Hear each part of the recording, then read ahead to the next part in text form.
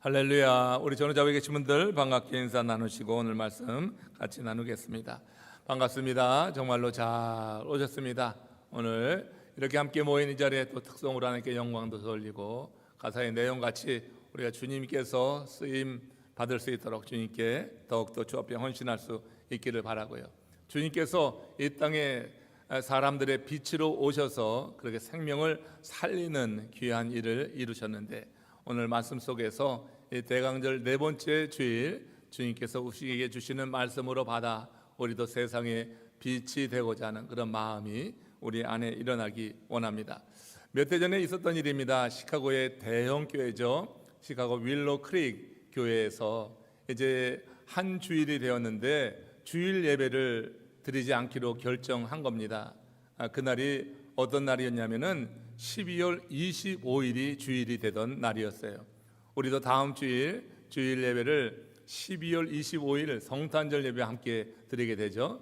근데 이 윌로 크릭 교회에서 12월 25일이 성탄 주일인데 그날 이제 교회를 폐쇄하고 가족끼리 시간을 보내라고 그렇게 이제 예배를 드리지 않기로 결정한 거예요.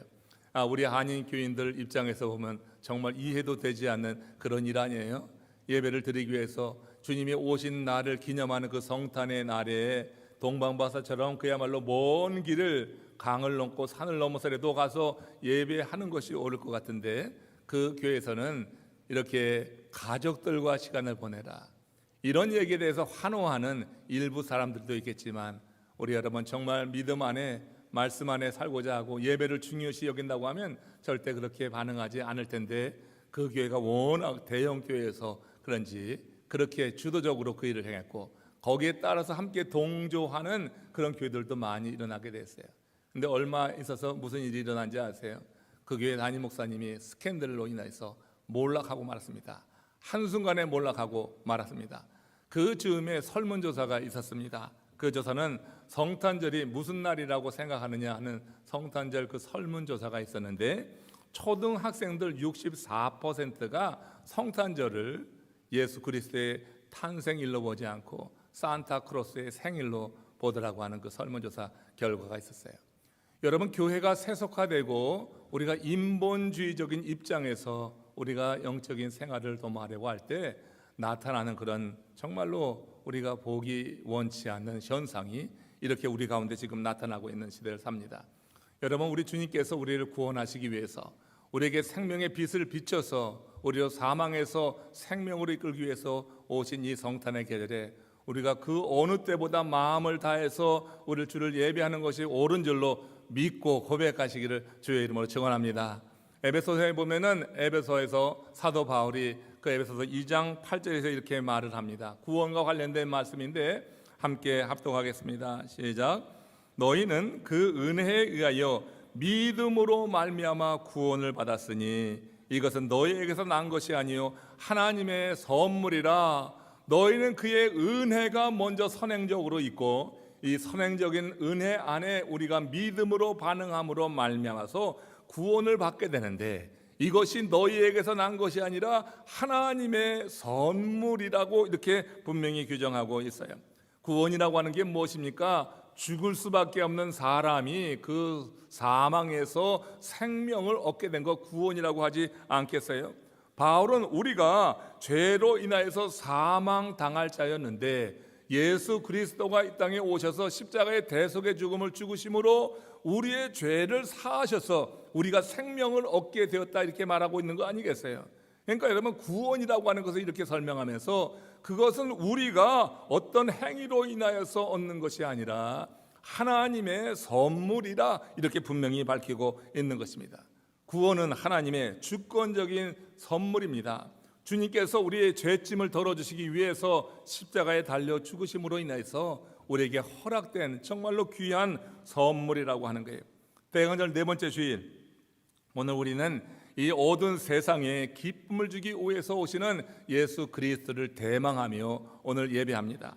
오늘 이 예배를 통하여서 선물을 받은 우리가 말이에요, 예수 그리스도를 선물로 받았는데 이 선물을 받은 우리가 정말 험하고 죄 많은 세상, 우리가 원치 않는 일들로 인해서 마음 상하고 두렵고 여러 가지 근심과 걱정이 많은 이 세상에서 기쁨을 잃지 않고 살아갈 수 있는 이유를 오늘 본문에서 찾아보기를 원합니다. 오늘 이 예배에 참여한 이들 가운데 마음이 지금 어두운 분이 계실 줄로 압니다.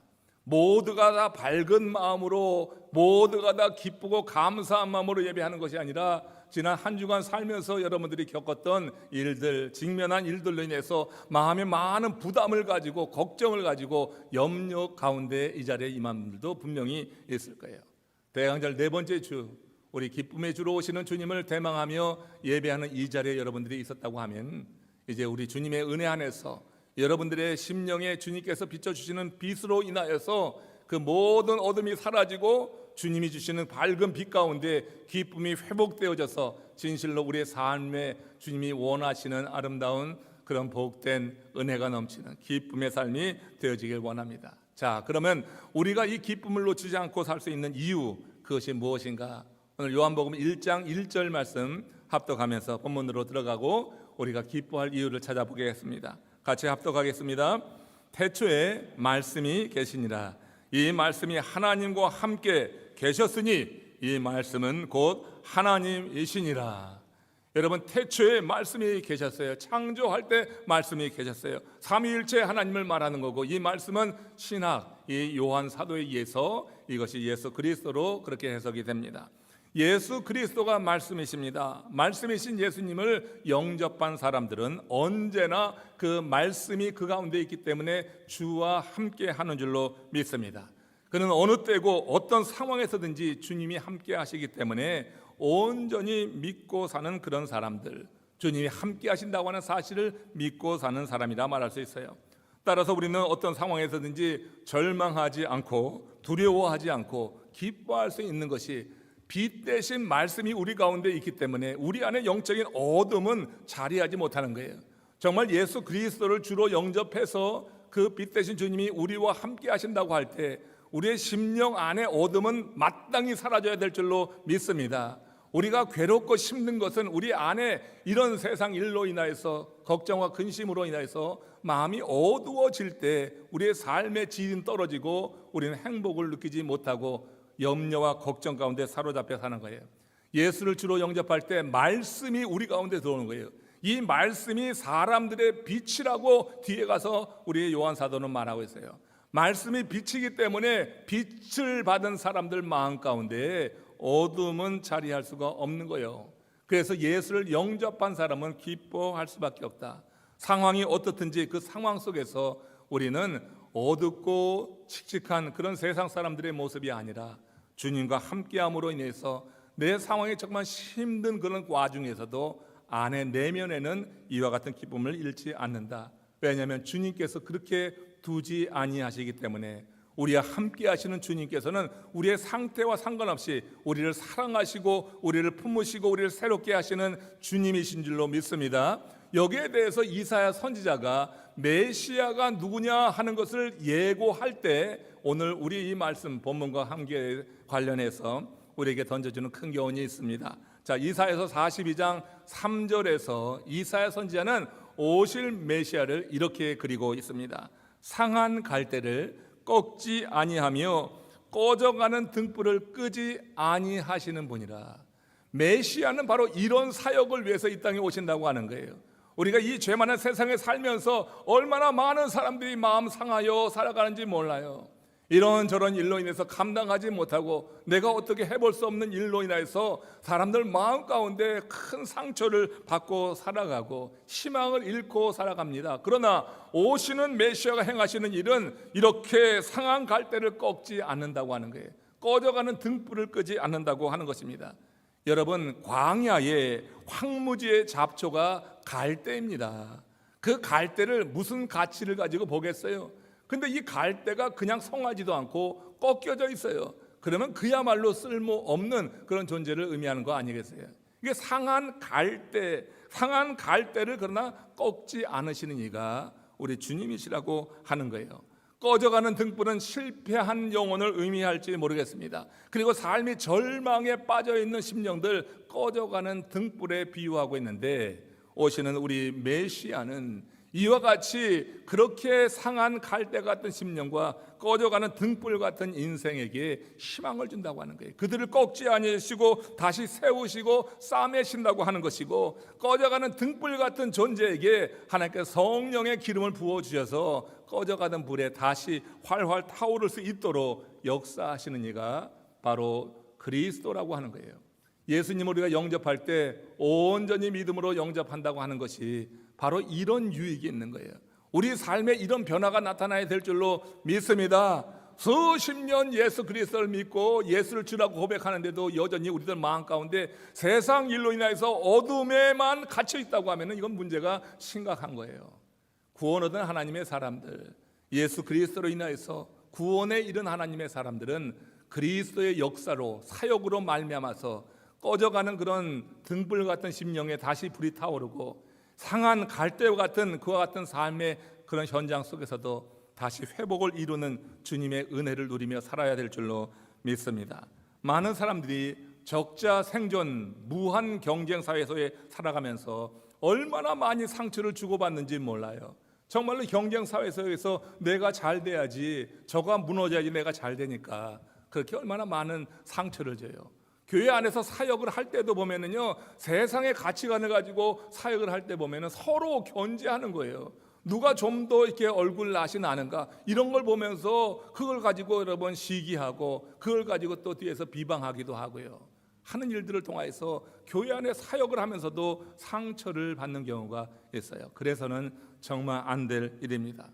여러분, 이 적자생존 무한 경쟁의 사회 속에 살아가는 우리들, 이런저런 일로 마음의 상처를 받지만, 그래서 실패하고 좌절과 절망 속에 살아가는 일이 많지만, 우리 주님을 온전히 영접한 그런 하나님의 사람이라고 하면 상한 갈대와 꺼져가는 등불을 이렇게 외면치 아니하시는, 그래서 관심을 두시고 꺼져가는 등불을 다시 살려내시며 상한 갈대를 꺾지 아니하시고 세우시는 주님의 은혜가 주님의 이름을 부르는 우리 남편의 모든 가족들에게 더 깊게 경험되기를 주의 이름으로 축원합니다. 그래서 혹시 우리들 마음 가운데 지금 상한 갈대처럼 내 삶에 대해서 의욕을 잃고 자신을 잃고 마음에 큰 상처를 갖고 혹시 예배에 참여하신 분이 있다고 하면은 예수 그리스도에 대해서 오늘 바로 아시고, 여러분들의 삶의 온전한 회복이 일어나고 열정이 떨어진 이들은 성령의 충만함을 다시 한번 받음으로 인해서 불이 꺼지지 않고 다시 활활 타오라서 하나님이 귀한 사명을 이루는 하나님의 사람들 될 수 있기를 주의 이름으로 축원합니다. 이와 관련해서 시편의 34편 18절을 보면은 다윗도 같은 맥락에서 이렇게 고백하는 것을 들을 수가 있습니다. 함께 합독합니다. 여호와는 마음이 상한 자를 가까이 하시고 중심으로 통회하는 자를 구원하신다. 하나님께서 구원하시는 자가 누구예요? 우리의 삶에 지금 사망의 음침한 골짜기에 있는 것 같이 절망적이에요. 그러나 이런 상황에서 우리를 구원하시는 하나님을 지금 말하고 있잖아요. 하나님이 어떤 일을 구원하십니까? 하나님께서 마음이 상한 자를 가까이 하신다. 마음이 상한 상태로 있어서 가까이 하는 것이 아니라 마음이 상했을 때 통회하는 마음으로 주님 앞에 설 때 그를 하나님이 가까이 하셔서 그를 그 수렁에서 건져 올리시는 줄로 믿습니다. 웅덩이에서 건져 내셔서 반석에 세우시는 이가 우리 주 예수 그리스도예요. 우리가 예수를 믿는다고 하면서 이와 같은 영적인 유익을 경험하지 못하고 그렇게 신앙생활을 한다고 할 때 얼마나 많이 지치겠어요. 여러분, 우리 삶에 우리 가운데 역사하시는 주님께서 이렇게 우리의 삶을 새롭게 하시고 회복시키실 것에 대한 기대를 가지고 오늘 다시 한번 주님이 주시는 말씀으로 새롭게 일어나시기를 주의 이름으로 축원합니다. 여러분, 요한 웨슬리 목사님이 무슨 말 하시는지 아세요? 웨슬리 목사님이 하신 말 가운데 가장 유명한 말씀 가운데 하나인데, 모든 것 중에 가장 좋은 것은 하나님이 함께 하시는 것을 기억하는 것이다, 이런 말씀을 했어요. 우리가 기뻐해야 될 이유가 바로 그것입니다. 우리가 기뻐해야 되는 것은 바로 우리가 이와 같은 삶이 어렵고 힘든다 할지라도 그 가운데 통회하는 마음으로 주께 가까이 하면은 주님께서 우리와 함께 하신다고 하는 이 약속, 이 말씀이 우리 가운데 살아 역사하는 거예요. 상한 갈대를 꺾지 않고 세우시기 위해서 그 하나님이 함께 하시는 거 아니에요? 꺼져가는 등불에 기름을 부으시기 위해서 함께 하시는 거 아니에요? 우리를 여러분 회복시키는 것은 우리 하나님이 우리와 함께 하기 때문인 줄로 믿습니다. 그러기에 여러분 세상에서 가장 좋은 것, 정말 가장 좋은 것 가운데 좋은 것이 하나님이 함께 하시는 것을 기억하는 것이다. 오늘 여러분 주님께서는 그런 우리의 희망을 우리에게 주시고 있는 거예요. 천사 가브리엘이 마리아에게 예수 그리스도의 회임을 알리는 수태고지를 할 때도 같은 맥락에서 이해할 수 있는데, 마태복음 1장 23절 보십시오. 여기서도 함께 하시는 우리 주님을 이렇게 노래합니다. 같이 읽습니다. 보라, 처녀가 잉태하여 아들을 낳을 것이요 그의 이름은 임마누엘이라 하리라 하셨으니 이를 번역한즉 하나님이 우리와 함께 계시다 함이라. 놀라. 지금 듣고 있는 마리아에게 가브리엘 천사가 지금 하나님의 말씀, 예언된 말씀을 가지고 지금 이 마리아에게 이제 예수 그리스도가 그의 몸을 통하여서 나실 것을 예고하면서, 그러면서 그의 이름을 일러주셨어요. 오실 그리스도의 이름은 임마누엘이라 하리라. 번역한즉 하나님이 우리와 함께 계시다 함이라.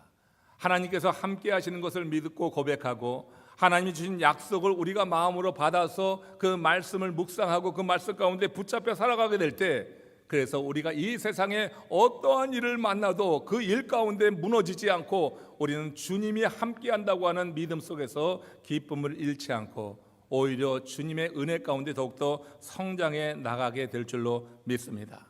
이는 주님이 함께 하시면서 우리들에게 왜 살아가야지 되는지 그 삶의 목적을 분명하게 일러주시기 때문에 그런 것입니다. 주님을 영접하고 주와 함께 한다고 하는 것이 그런 의미가 있어요. 이런 의미에서 요한복음 1장 3절 말씀 보십시오. 오늘 본문 3절에서 이렇게 기록합니다. 함께 읽겠습니다. 만물이 그로 말미암아 지은 바 되었으니 지은 것이 하나도 그가 없이는 된 것이 없느니라. 여러분, 사람이 무언가를 만들려고 할 때 그 만드는 것을 통하여서 무언가 이루려는 목적이 있죠. 그 생각이 없이 물건을 만드는 사람이 세상에 어디가 있겠어요? 세상의 모든 발명가들은 그것을 발명함으로 인하여서 그걸 통하여서 보기 원하는 어떤 목적이 분명히 있다고 하는 거예요. 여기 지금 1절 3절에서 뒷부분에서 뭐라고 했습니까? 지은 것이 하나도 그가 없이는 된 것이 없느니라. 이것이 바로 그런 의미가 될 거예요. 지은 것이 하나도 그가 없이 된 것이 없다. 모든 지은 것들이 다 목적이 있다고 하는 거예요. 하나님께서 우주 만물을 창조하시고 그 가운데 사람을 두시고 그 사람을 창조하셨던 목적은 분명한 것입니다. 하나님께서 이렇게 우주 만물 속에 인간을 창조하셨을 때 특별한 계획이 있다고 하는 것을 여러분 기억하셔야 돼요. 우리가 하나님의 자녀라고 하는 것, 주님을 그리스도로 영접하고 믿고 살아간다고 할 때 우리가 하나님에 의해서 창조된 하나님의 사람이었는데 죄성을 가졌어. 그 동산에 쫓겨났었지만 예수 그리스도의 대속의 죽음으로 통하여서 이제 다시 창조된 원래의 목적을 회복했다고 하는 거예요. 그러니까 예수 그리스도로 인해서 죄 사함을 받아서 우리가 하나님의 자녀가 되었다고 하는 것은 원래 창조된 하나님의 형상으로 창조된 창조의 목적이 회복되었다고 하는 거예요. 그 창조의 목적은 뭐예요?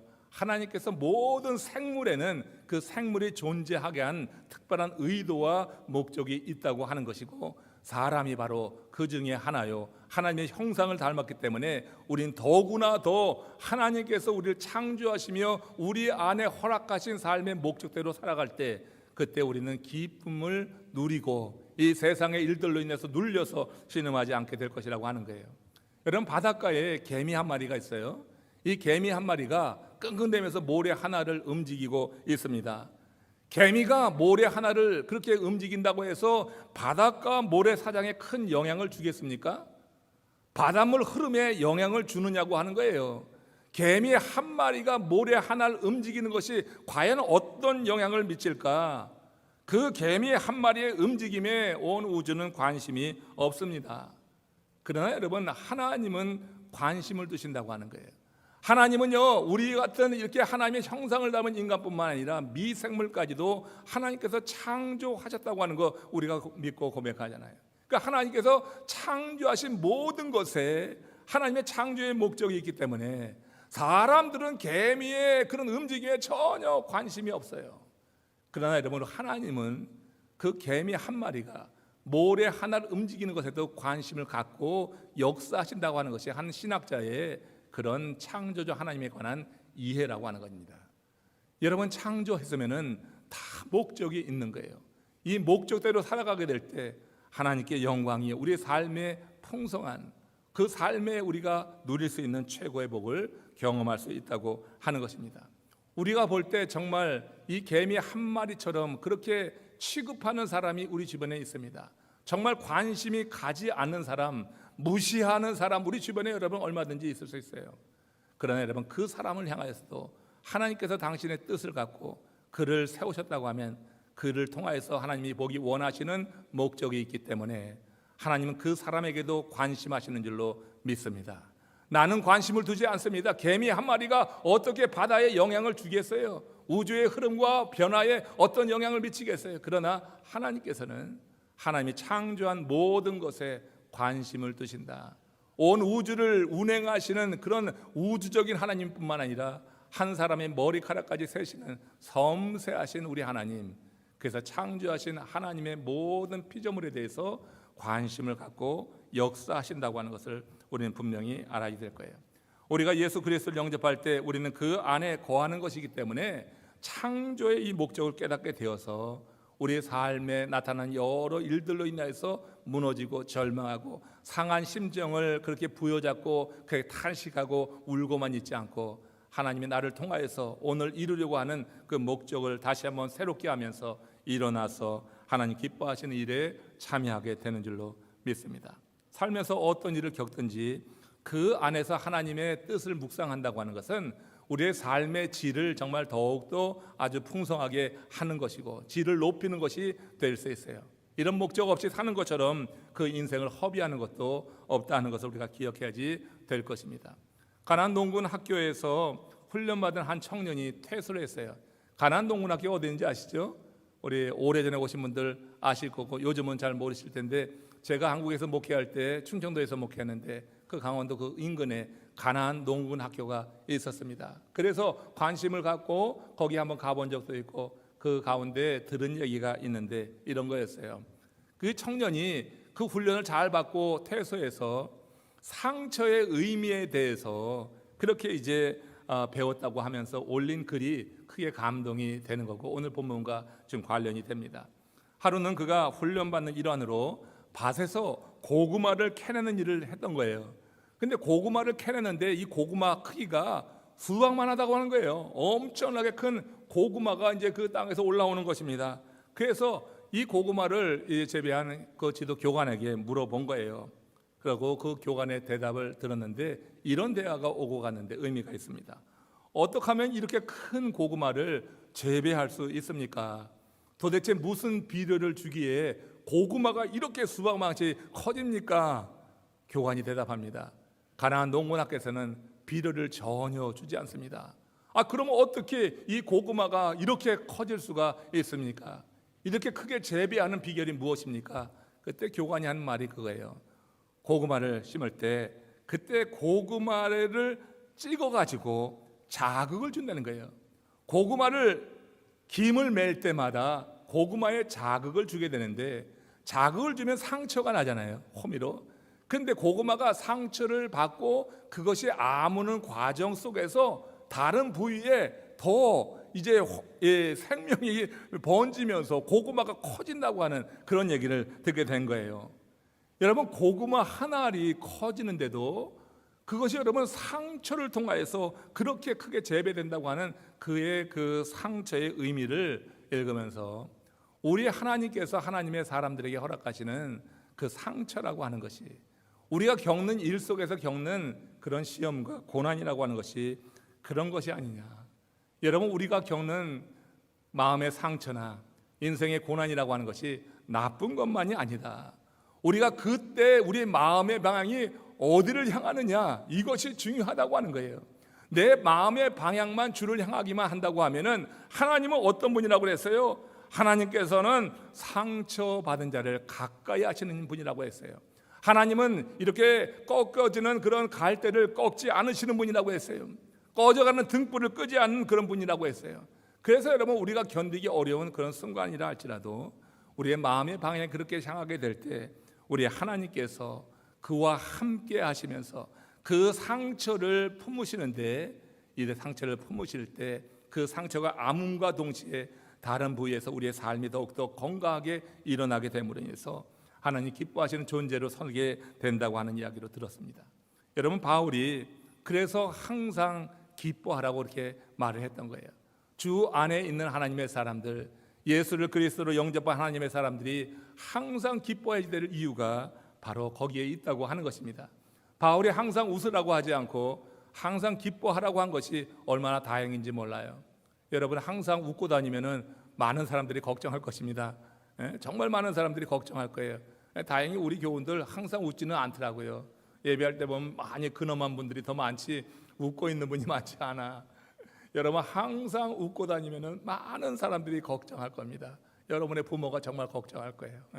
웃음도 때에 따라서 웃어야지 그게 많은 사람들에게 기쁨을 주지, 정말 때에 관련 없이 웃으면은 정말로 걱정거리가 돼요. 그러나 우리의 내면은 늘 기쁠 수 있는 줄로 믿습니다. 그래서 여러분, 기뻐하라고 하는 게 웃으라고 하지 않고 기뻐하라고 했던 거예요. 여러분, 정말 삶에서 웃음기가 사라진 분들이 계십니다. 웃음기가 사라진 그런 분들이 정말 예수 그리스도를 온전히 믿고 이사야가 말한 그대로 예수 그리스도를 영접한 이후에 그 삶에 그리스도로 인한 삶 변화가 나타나게 될 때 환경은 웃을 일이 없어도 우리 내면에는 기쁨을 잃지 않는 하나님의 사람으로 세워지게 되는 줄로 믿습니다.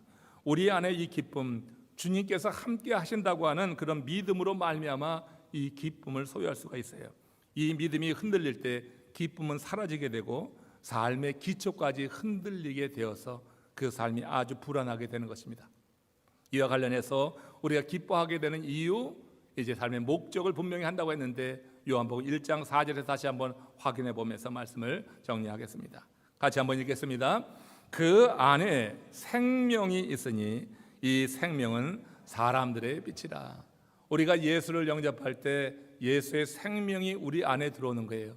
이 생명은 사람들의 빛이라고 했어요. 예수를 영접할 때 예수의 생명이 우리 안에 거하시는 거고, 이것은 곧 사람들의 빛이에요. 그래서 예수를 영접한 사람들은 이 빛으로 말미암아서 그 안에 어두운 감정들을 물리치고 하나님께서 심어주시는 즐거운 마음, 기쁨을 소유할 수가 있다고 하는 거예요. 우리 안에 생명이 있다고 하면 반드시 그 생명으로 말미암아서 우리 안에 우울한 마음과 어두운 마음과 절망과 좌절과 의심과 모든 시리와 걱정과 근심이 사라져야 될 줄로 믿습니다. 예수 그리스도를 믿는다고 하는 게 그런 의미가 있어요.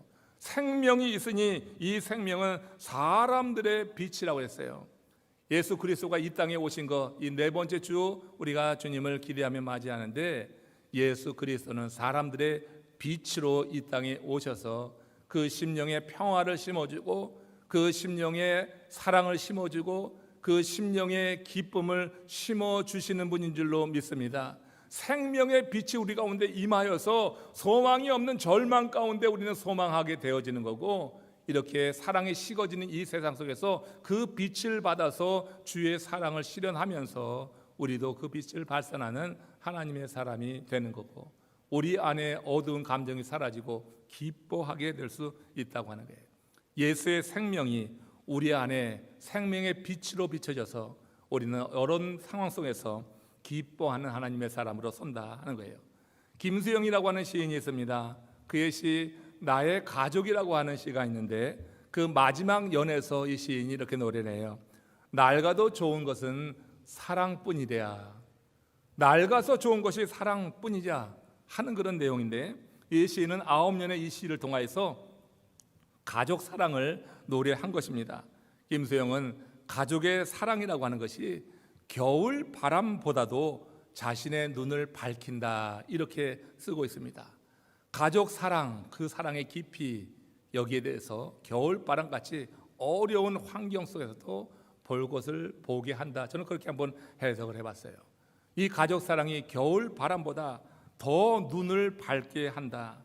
여러분, 우리가 예수 그리스도를 영접해서 하나님의 가족이 되어서 내가 그 가족의 일원으로서 하나님의 사랑을 받는다고 할 때 우리가 살아가는 삶의 현장이라고 하는 것이 겨울바람처럼 살을 에이는 그와 같은 바람이 불고 우리 삶의 현장에서 우리는 고통을 느낄 수가 있을 것입니다. 그러나 여러분, 이렇게 우리가 그 가족 사랑의 깊은 의미를 새기게 될 때 겨울바람 같은 삶의 현장에서도 사람들의 빛으로 살아가라고 하는 주님께서 우리에게 허락하신 사명이 있는 인생을 살게 될 줄로 믿습니다. 우리가 생활 속에서 정말로 기억해야 될 것은 주님께서 우리와 함께 하심으로 인해서 우리에게 주님께서 구원하신 그 구원의 목적을 통하여서 사명을 일깨워 주신다고 하는 거예요. 우리 주님께서 그 사명을 위해서 이 땅에 오셨어요. 사람들의 빛으로 오셨어요. 그래서 많은 절망과 어둠 가운데 있는 이들에게 우리 주님은 소망을 주시고 기쁨을 주셨습니다. 그 빛을 받은 우리들에게 주님께서 사명자로 살라고 명령하시는데, 우리가 사명자로 산다고 할 때 우리가 하나님의 가족된 일원으로서의 확신을 가지고 우리 안에 받은 빛을 발산함으로 말미암아서 사람들의 빛이 될 수 있는 줄로 믿습니다. 내가 사람들의 빛이 되려고 하면은 먼저 사람의 빛으로 오신 주님을 영접해야 되는 거예요. 그래서 영접함으로 우리가 영적인 반사를 하게 될 때 이렇게 사람들의 빛으로 살아가는 그런 삶 속에서 삶의 환경과 상관없이 하나님이 주시는 믿음 안에서 우리는 이 기쁨을 잃지 않고 믿음 안에 서게 되는 것을 오늘 말씀 속에서 듣습니다.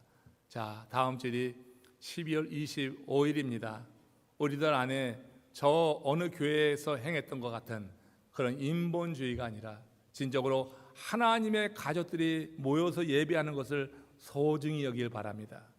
인간적인 가정 모임을 위해서 예배를 포기하는 것이 아니라 모든 하나님의 가족들이 한자리에 모여서 하나님을 예배하는 것을 그 무엇보다 우선하여 우리가 서게 될 때 우리의 환경은 어두워도 우리가 주님과 함께 한다고 하는 그 믿음 속에서 주님이 맡겨주신 분명한 삶의 목적과 사명을 회복하는 가운데 우리가 기쁨을 잃지 않고 그 기쁨을 유지하며 주 안에서 승리하게 될 줄로 믿습니다.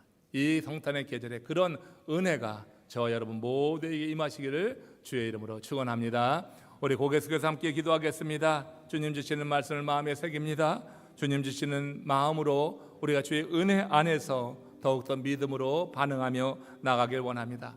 상황할 때를 꺾지 아니하시는 우리 주님, 꺼져가는 등불을 끄지 아니하시고 기름을 부으셔서 다시 살리시고 우리 삶의 회복을 이루어 주시기를 원하시는 주님, 삶의 이런저런 일들로 인해서 지금 무너진 마음과 많은 상처와 고민과 또 시험 가운데 있는 일을 할지라도 오늘 주신 이 말씀이 우리 안에 빛으로 비춰져서 우리가 새롭게 다시 한번 삶의 희망을 갖고 일어서길 원합니다. 우리 함께 기도하실 때 주 성령이 우리를 도우셔서 이렇게 우리가 온전히 더욱더 심령에 충만한 하나님의 은혜로 채워서 세상으로 향해 나가기를 원합니다. 하나님 주시는 말씀으로 서기를 원합니다. 우리의 기도가 되기를 원합니다. 다 같이 합심으로 기도하시겠습니다.